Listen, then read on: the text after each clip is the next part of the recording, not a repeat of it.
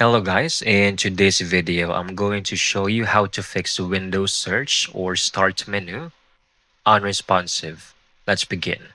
First off, when search or the start menu over here stops responding, it's most likely corrupted UI or system files may be responsible. So the very first step is we need to do a SFC scan now.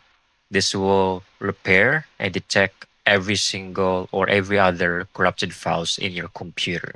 So I want you to go over here, CMD, command prompt, run as administrator. A new window will pop up. What you can do is run SFC scan now. So once you hit enter, it will scan your PC. And once this hits 100%, it will show a message in here that it has found and successfully repaired those corrupted files for you. So you can now go ahead, close, restart your computer. And by then, since all of those corrupted files are repaired and restored, you should no longer have this issue. And that's it. I hope you found this video very helpful.